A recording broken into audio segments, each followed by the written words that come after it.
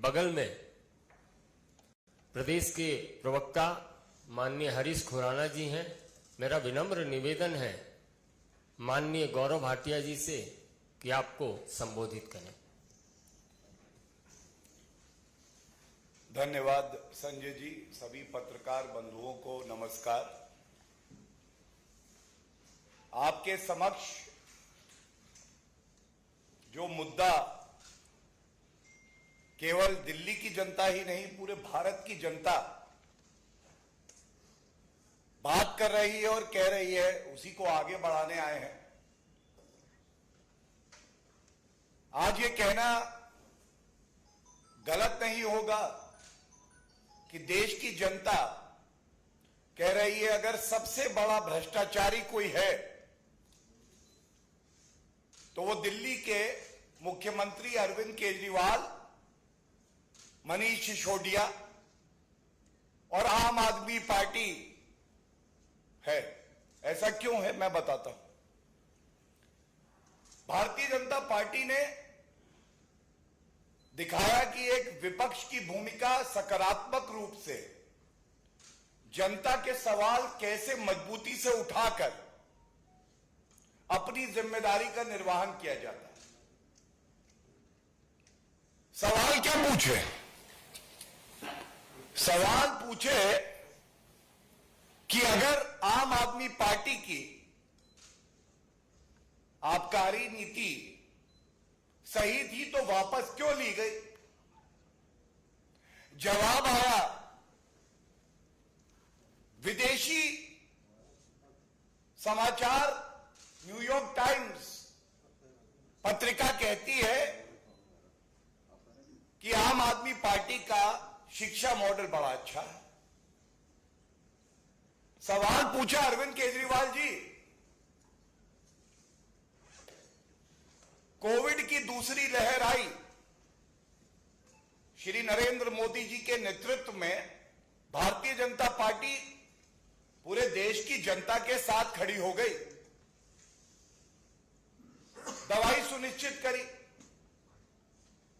अस्पताल में बेड हो, ऑक्सीजन मिले। दिल्ली के मुख्यमंत्री की कलम को, जिसको स्वास्थ्य, चिकित्सा, दवाई, बेड और ऑक्सीजन पर ध्यान देना था, अरविंद केजरीवाल की भ्रष्टाचारी कलम आबकारी नीति पे दस्तखत करने में लगी थी। मनीष सिसोदिया वो अकाउंटेंट बन के ये देख रहे थे कि आम आदमी पार्टी के खजाने में जनता के पैसे की कितनी लूट आएगी। ब्लास्ट हो रहा है, मेरे तो बहुत कम आ रहे हैं। और एक बात कहना गलत नहीं होगा, इनका बीच में ब्लास्ट हो रहा है। आज भारत की जनता कह रही है आप नहीं पाप है, भ्रष्टाचारियों का बाप है और जनता के लिए अभिशाप है। ऑडियो खराब है सर। ऑडियो ठीक है? बहुत डिस्टर्बेंस है सर पूरी ऑडियो में।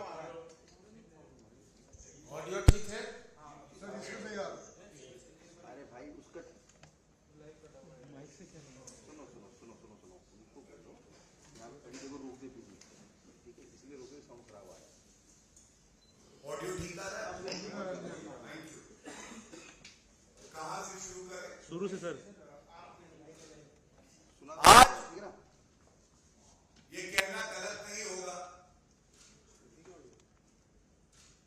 भारत की जनता कह रही है आप नहीं पाप है, भ्रष्टाचारियों का बाप जनता के लिए अभिशाप है। अरविंद केजरीवाल और मनीष सिसोदिया। आज ये सवाल, वो कहते हैं कि 2024 का चुनाव है, सब पूछ रहे थे मोदी जी वर्सेस कौन, अब कह रहे हैं मोदी जी वर्सेस अरविंद केजरीवाल। अरविंद केजरीवाल जी, आज लोग कह रहे हैं जिसने भी दिल्ली को ठगा है, जिसने भी दिल्ली को ठगा है वो अरविंद केजरीवाल का सगा है। और मत भूलिए, ऐसी बड़ी बड़ी बातें, शेख चिल्ली वाली बातें आपने पहले भी करी थी। बनारस गए थे, मुंह की खाई थी। उत्तर प्रदेश में जमानत जब्त हो जाती है आपकी। उत्तराखंड, गोवा में क्या हुआ हम सब जानते हैं। आज जो सवाल पूछे जा रहे हैं, अरविंद केजरीवाल जी की नाक के नीचे भ्रष्टाचार हुआ, आपने होने कैसे दिया? जब समय था जनता के आंसू पोंछने का, तब आप घोटाला करके आबकारी नीति क्यों ला रहे थे? क्या जनता की चिंता आपको नहीं है? केवल रुपया कमाना, लूट खसोट करना, भ्रष्टाचार फैलाना आपका मकसद है, इसलिए आप राजनीति में आए थे। और इसका उत्तर ना न्यूयॉर्क टाइम्स का वो आर्टिकल हो सकता है, इसका उत्तर ना राजनीतिक द्वेष की बात करना हो सकता है, इसका उत्तर सब लोग मुझसे डरे हुए हैं। अरविंद केजरीवाल जी, आपसे कोई डरा हुआ नहीं। जैसे जैसे खुल रही है कड़ी, पास आ रही है आपके हथकड़ी। ये जो कड़ियां खुल रही हैं, सब जानते हैं कि आप कितने घबराए हुए हैं। ये वही अरविंद केजरीवाल है जो रोज सुबह शाम टैक्स पेयर के रुपए से इश्तिहार देते थे, टीवी पे बैठते थे। और आज जनता ने 3 सवाल क्या पूछ लिए? 3 सवाल, और आपकी नींव पूरी तरह से खिसक गई। आपकी स्वघोषित ईमानदारी की इमारत ढह गई। मैं पुनः एक बात कहूंगा, अरविंद केजरीवाल जी, आपको जनता को जवाब देना चाहिए। आपने प्रथम दृष्टया भ्रष्टाचार किया, बड़ा घोटाला किया, यह आपत्तिजनक है, चिंताजनक है। लेकिन सवाल मैं नैतिकता का उठाता हूं। दिल्ली वासियों की जान इसलिए गई क्योंकि जब दिल्ली के मुख्यमंत्री को कोविड की दूसरी लहर में यह सुनिश्चित करना था कि दवाई मिले, बेड मिले, ऑक्सीजन मिले, तब आप ठेकेदारों से मिलकर यह तय कर रहे थे कि वो कितनी कमाई करेंगे और आपके पास वापस कितना आएगा। यह राजनीतिक नैतिकता का प्रश्न है। दिल्ली में शराब कुछ दिन ना बिकती, चल जाता, लेकिन आम आदमी को उसकी सांसें मिल जाती, यह जरूरी था, यह कर्तव्य था आपका। संविधान की शपथ इस बात की ली थी।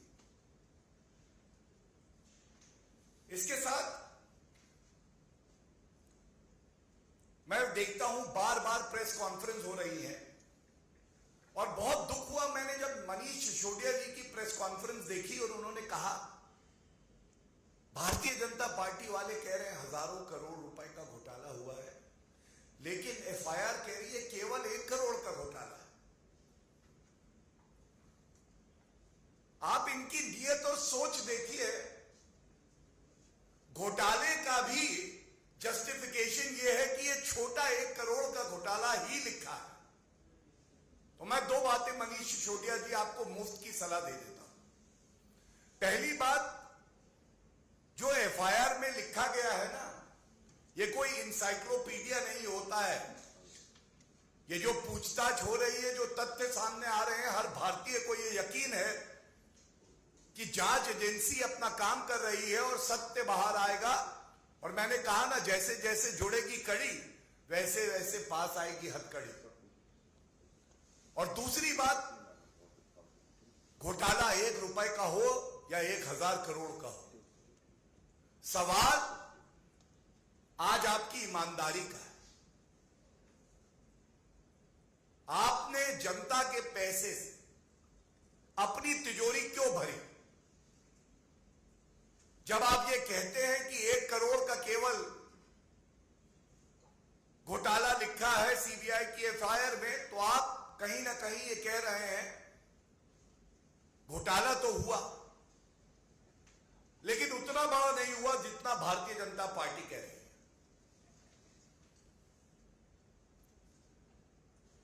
और राजनीति में ईमानदारी, विश्वसनीयता, यह आधारशिला है जो रिश्ता एक नेता का जनता के साथ होता है, जिसका उदाहरण आदरणीय प्रधानमंत्री श्री नरेंद्र मोदी जी हैं, हमारी पार्टी के राष्ट्रीय अध्यक्ष श्री जेपी नड्डा जी।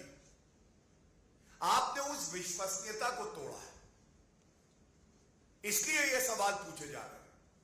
और इस मंच का सदुपयोग करते हुए आदित्य गुप्ता जी भी यहां हैं, संजय जी भी यहां पे हैं, हरीश जी भी हैं, मैं चुनौती देता हूं अरविंद केजरीवाल जी, अगर आप में थोड़ी सी नैतिकता बची है, 24 घंटे के अंदर, 24 घंटे के अंदर, यह समय बहुत है एक ईमानदार के लिए, आप केवल यह बताइए कि अगर आपने घोटाला नहीं किया तो आबकारी नीति वापस क्यों ली? 144 करोड़ की छूट आपने क्यों दी, जिससे कि सरकार के कोष को घाटा हुआ? 30 करोड़ का जुर्माना आपने माफ क्यों किया? और अगर आप, जैसा आप कहते हैं, कट्टर ईमानदार हूं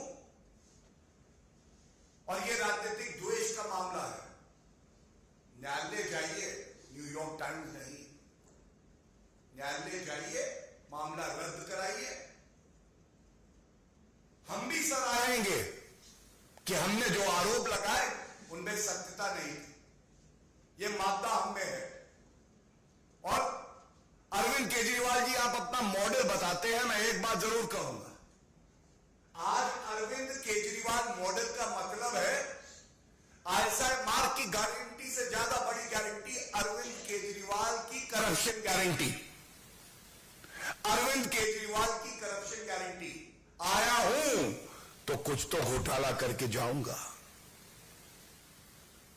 2 प्रदेशों में सरकार, 2 स्वास्थ्य मंत्री, दोनों भ्रष्टाचारी, दोनों भ्रष्टाचार के आरोप में जेल गए, 100% करप्शन। और ये चाहते हैं जनता इनको मौका दे, जनता इंतजार कर रही है। आप जनता के बीच में जाइए, आपका सुपड़ा साफ हो जाएगा,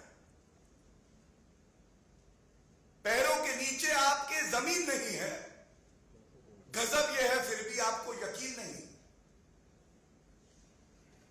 और इस बात पे, इनके दोहरे मापदंड को उजागर करके मैं अपनी बात को खत्म करूंगा।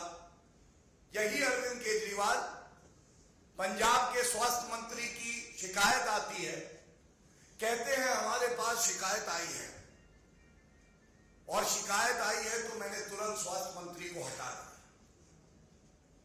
सतेंद्र जैन, जिसको आपने कट्टर ईमानदार कहा था, वो 3 महीने से जेल में है, 3 महीने से। और आज ये कहना गलत नहीं होगा कि कट्टर बेईमान अगर कोई है तो वो आम आदमी पार्टी के अरविंद केजरीवाल, सतेंद्र जैन और मनीष सिसोदिया है। और अगर पंजाब का स्वास्थ्य मंत्री आपने हटाया ये कह के कि शिकायत आई है, सतेंद्र जैन को आज तक क्यों नहीं हटाया? मनीष सिसोदिया, जो आज सीबीआई की जांच चल रही है, तो वो इस्तीफा क्यों नहीं दे रहे? ये दिखाता है ये घोटाला जो है ये रुकता नहीं केवल मनीष सिसोदिया उर्फ एक्यूज्ड नंबर 1 पर, यह घोटाला जाता है भ्रष्टाचारी नंबर 1 अरविंद केजरीवाल के दरवाजे तक। और सीबीआई हो या कोई भी जांच एजेंसी, ये टीवी पे आकर दलील देना बंद करिए। एक बात जान लीजिए, कोई भ्रष्टाचारी होगा तो बख्शा नहीं जाएगा। कानून से ऊपर कोई नहीं है, और अरविंद केजरीवाल जी, आप भी कानून से ऊपर नहीं है। गलत अगर किया है तो अब आपके दिन जो बचे हैं वो गिनती के बचे हैं। होगा माननीय आदेश गुप्ता जी से कि आपको संबोधित करें। धन्यवाद संजय जी। सभी पत्रकार मित्रों को मेरा नमस्कार। आजाद भारत में, स्वतंत्र भारत में पहली बार ये देखा गया है कि वही शिक्षा मंत्री हैं और वही शराब मंत्री हैं। शिक्षा मंत्री भी वही है, शराब मंत्री भी वही हैं। और अभी गौरव जी बता रहे थे कि नई आबकारी नीति लाए, तो मैं बता देना चाहता हूं ये नई आबकारी नीति नहीं है, ये पापकारी नीति है, ये भ्रष्टाचारी नीति है, ये विनाशकारी नीति है, ये अत्याचारी नीति है, ये अनाचारी नीति है। ये दिल्ली में अरविंद केजरीवाल जो आबकारी नीति लाए हैं वो दिल्ली के लिए विनाशकारी नीति साबित हुई है, दिल्ली के लिए पापकारी नीति साबित हुई है, दिल्ली के लिए भ्रष्टाचारी नीति साबित हुई है। और मैं आज ये कहना चाहता हूं, जब से लुकआउट नोटिस जारी हुआ है, दिल्ली के उप मुख्यमंत्री मनीष सिसोदिया कह रहे हम तो दिल्ली में ही हैं। अरे सिसोदिया जी, आपको पता नहीं लुकआउट नोटिस किसको जारी किया जाता है? अगर पता नहीं तो इसको भी पता कर लें। ये साफ लिखा है, दरअसल लुकआउट सर्कुलर, लुकआउट नोटिस भी कहा जाता है।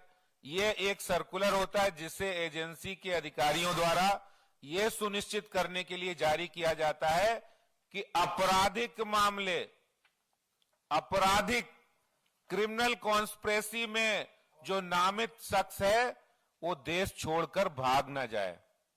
इसका सीधा अर्थ है circular note, lookout circular, lookout notice Sisodia ji उनको जारी होता है जिन्होंने क्रिमिनल कॉन्स्पिरेसी की है, जिन्होंने भ्रष्टाचार किया है, जिन्होंने दिल्ली को ठगा है, जिन्होंने दिल्ली की माता बहनों परिवारों को उजाड़ा है, जिन्होंने दिल्ली के अंदर युवाओं को शराब के नशे में ढकेला है।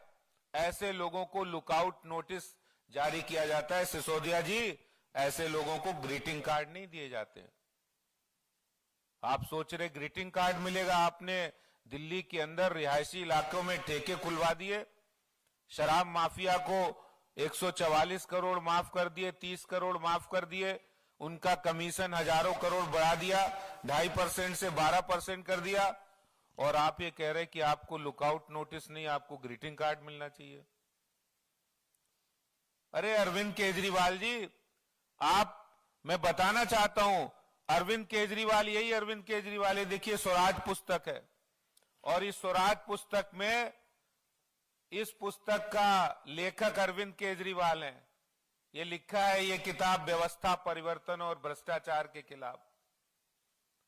और देखिए इसी स्वराज पुस्तक के एक पेज में लिखा है कि अगर कोई शराब की दुकान खोलने के लिए आएगा तो हम उसको मंजूरी नहीं देंगे। अगर किसी भी रिहायशी इलाके में कहीं शराब का नया ठेका खोला जाएगा तो उससे पहले महिला संगठन और वहां के लोगों से बातचीत करेंगे। लेकिन ये केजरीवाल जो 7 साल पहले स्वराज पुस्तक में लिखते हैं, जो 1 साल पहले विधानसभा में कह रहे हैं कि भ्रष्टाचारी करने वाले देश के गद्दार हैं, तो अरविंद केजरीवाल जी, ये वक्त आ गया है कि भ्रष्टाचारी जो गद्दार हैं देश के, उन गद्दारों को अपने मंत्रिमंडल से बाहर का रास्ता दिखाइए। आम आदमी पार्टी से बाहर का रास्ता दिखाइए भ्रष्टाचारियों को। जो गद्दार है, ये देश के गद्दार जिसको आप खुद कह रहे हैं, उनको बाहर का रास्ता दिखाइए। पूरी उम्मीद है कि आप इस पर कोई सुनवाई नहीं करेंगे। क्यों नहीं करेंगे? क्योंकि आपके भी हाथ पूरी तरह उसमें रंगे हुए भ्रष्टाचार में, भ्रष्टाचार के में दलदल में आप भी फंसे हुए हैं। किंगपिन है आप, सरगना है अरविंद केजरीवाल इस पूरी भ्रष्टाचार, शराब के लिए जो भ्रष्टाचार किया दिल्ली के अंदर, जो शराब माफियाओं के सहयोग, उनके साथ नरम बर्ताव किया है और उनको तमाम रियायतें दी हैं। यही सिसोदिया जी कह रहे थे कि हम तो शराब की नई नीति इसलिए लाए हैं कि इससे हम शराब का इक्वल डिस्ट्रीब्यूशन करेंगे, लेकिन अफसोस के साथ कहना पड़ रहा है कि ये जो भ्रष्टाचारी लोग हैं, जब इनका पोल खुल गई है तो अब ये दूसरी दूसरी दलीलें दे रहे हैं, दूसरी दूसरी बातें कर रहे हैं। अरे मैं कहना चाहता हूं, तुम इधर उधर की बात मत करो, ये बताइए कि दिल्ली के राजस्व में डकैती डालने का, दिल्ली के राजस्व में चोरी करने का काम क्यों किया? ये पाप दिल्ली के लोगों की जो टैक्स की कमाई है, उस टैक्स की कमाई को शराब के माफियाओं को क्यों लुटाया गया? इसका जवाब जानना चाहती है दिल्ली की जनता, देश की जनता। इसलिए इस तरह की बातें करके गुमराह मत करो। आपकी पोल पूरी खुल चुकी है और जो भ्रष्टाचारी हैं, अब उनका पोल खुल के उनकी जेल की दरवाजे तक जाने की बारी है। तो इसलिए जो जवाब आज भारतीय जनता पार्टी मांग रही है, जो जवाब दिल्ली की जनता मांग रही है, तुम इधर उधर की बातें मत करो, वो जवाब दीजिए कि आखिर शराब माफिया को आपने करोड़ों रुपए का फायदा क्यों पहुंचाया। बहुत बहुत धन्यवाद। मित्रों, एक एक करके हम प्रश्न लेंगे।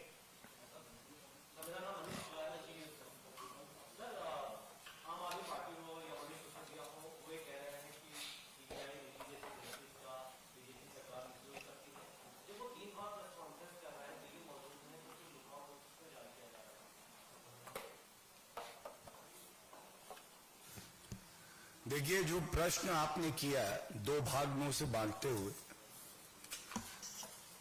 ये नया फैशन है आजकल भारतीय राजनीति में, खासकर विपक्ष की पार्टियां जब देश को, प्रदेश को लूटते हैं, भ्रष्टाचार करते हैं, तो नहीं सोचते। जब कांग्रेस के शासन में जांच एजेंसियों को पिंजरे का तोता बनाया था, तब नहीं सोचा था। आज जब जांच एजेंसियां अपना काम करती हैं, भ्रष्टाचारियों को पकड़ती हैं, जनता का रुपया जो लूटा गया है वापस लाती हैं, तो कहा जाता है ये राजनीतिक द्वेष का मामला है। लेकिन ये सवाल जरूर पूछा जाना चाहिए अरविंद केजरीवाल, मनीष सिसोदिया, सोनिया गांधी, राहुल गांधी, रॉबर्ट वाड्रा, पी चिदम्बरम, कार्ति चिदम्बरम, आप लोग न्यायालय जाते हैं, वहां से ये मामले रद्द नहीं होते। ये जिस दिन एक फैसला सर्वोच्च न्यायालय या उच्च न्यायालय का दिखा देंगे कि ये न्यायालय ने कहा कि ये राजनीतिक द्वेष का मामला है, उसके बाद इनकी बात में कुछ वजन होगा। आज तो ये ओछी हल्की निंदनीय राजनीति कर रहे हैं, और ये कहना गलत नहीं होगा। ये सवाल अपने आप में बड़ा गंभीर है। जब आप कहते हैं कि वो यही है, लुकआउट नोटिस क्यों जारी किया? एक ईमानदार जांच एजेंसी ईडी को इडियट बुलाइए।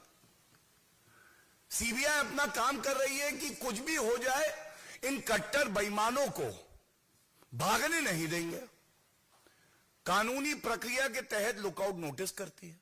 पूछा जाता है ये यही दिखाई दे रहे हैं, क्यों किया? क्योंकि कानून प्रक्रिया ये कहती है कि आप इस तरह से लुकआउट नोटिस जारी कर सकते हैं, और इसलिए किया गया। यह न्याय संगत है, उचित है। और देश में यह बदलना चाहिए कि अपनी जांच एजेंसियों पे सवाल उठाने के बजाय वो माइक अरविंद केजरीवाल के सामने रख के पूछा जाए, ये बताओ घोटाला किया क्यों? ये बताओ जनता का दुख जो तुम्हें हरना था, वो हरने की बजाय तुम करोड़ों को घोटाला क्यों कर रहे थे? कुंदन, दो सवाल है छोटे छोटे। एक तो आम आदमी पार्टी लगातार प्रेस कॉन्फ्रेंस करके कह रही है कि जब मनीष सिसोदिया, अरविंद केजरीवाल वो गुजरात के दौरे पे शिक्षा और हेल्थ की गारंटी दे रहे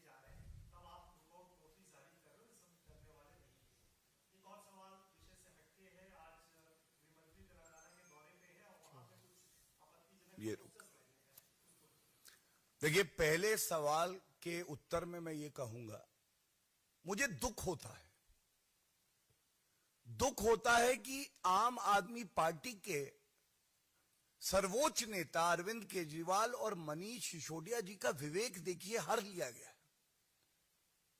आपने घोटाला किया, भ्रष्टाचार किया, जांच एजेंसी अपना काम कर रही है। आप कह रहे हैं कि इन प्रदेशों में चुनाव आने वाले हैं, अगर कोई भ्रष्टाचार करेगा और कोई विधानसभा के चुनाव आने वाले होंगे तो जांच एजेंसी हाथ पे हाथ रख के बैठ जाए।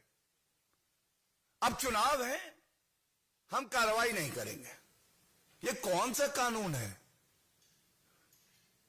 किसी और देश के कानून से चल रहे हैं क्या अरविंद केजरीवाल? और जहां तक जनता की बात है ना, खुद को सर्टिफिकेट देना ईमानदारी का, कट्टर ईमानदार। मैं बड़ा चेहरा बन के आज भारत में एक बड़ा नेता हूं। जो शख्सियत और व्यक्तित्व बड़ा होता है, जिसको जनता का आशीर्वाद मिला होता है, वो खुद को सर्टिफिकेट नहीं दिया करता है। उसकी पहचान, उसकी ईमानदारी, उसका काम बोलता है। जनता की आंखों में अरविंद केजरीवाल हैं जीरो, खुद की आंखों में वो हैं हीरो। इसका कोई इलाज नहीं है। Shailendra, DD news. और हमको लगता है अब लास्ट सवाल, क्योंकि लगातार फिर 2 बजे हम प्रदेश कार्यालय में भी बैठने वाले हैं, आपके सारे सवालों का उत्तर देंगे। तो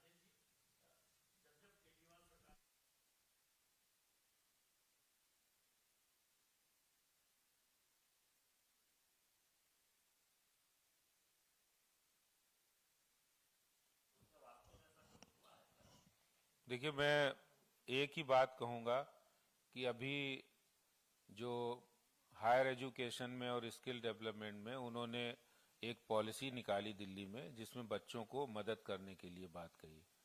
बड़ी अच्छी पॉलिसी थी, बनाई थी। पूरी देश और दुनिया में उन्होंने बड़े बड़े इश्तहार किए, एडवर्टीजमेंट किए। तो जब आरटीआई का जवाब आया कि भाई कितने बच्चों को आपने मदद की, तो 2 बच्चों को उन्होंने कहा कि हमने लोन दिया। लेकिन जब एक और आरटीआई लगाई तो यह आया कि अप्रूवल इसमें 2 बच्चों को दिया गया था कि 2 बच्चे पढ़ाई करें, लोन दिया गया। लेकिन जब आरटीआई दूसरी लगाई तो डिस्पर्सल 0 था। यानी 2 छात्रों की सहायता के लिए उन्होंने अप्रूवल दिया, लेकिन उनको सहायता प्रदान नहीं की गई। जब एक दूसरी आरटीआई लगाई तो इसी स्कीम का उन्होंने प्रचार इतना किया कि 19.5 करोड़ रुपया उस पर खर्चा किया। ये मैं नहीं कह रहा हूं, ये आरटीआई का जवाब है, मेरे पास आरटीआई भी है। तो सवाल ये उठता है कि दिल्ली सरकार स्कीम तो बहुत बनाती है। उन्होंने 39 स्कीम 7 वर्षों में ऐसी बनाई, 39 स्कीम, जो सिर्फ स्कैम तक ही सीमित रही, जिनका प्रचार के रूप में स्कैम हुआ, जनता तक वो पहुंची नहीं। तो ये एक बड़ा सवाल है। इसलिए उनका जो प्रचार तंत्र है, इससे पता लगता है, मैं एक नहीं अनेक स्कीम बता सकता हूं जिसमें उन्होंने स्कीम की वास्तविक ग्राउंड के लिए कितना खर्चा किया और करोड़ों में प्रचार के लिए खर्चा किया। तो सवाल उठता है कि ऐसा कुछ हुआ होता तो शायद दिल्ली के लोग अनुभव करते। अंतिम सवाल है। हाँ,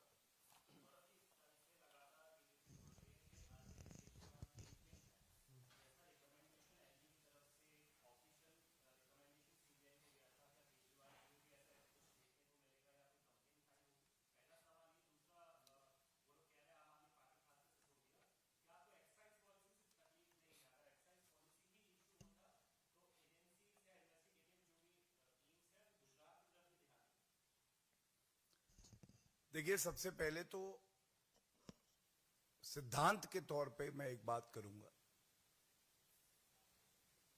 अगर अरविंद केजरीवाल जी ने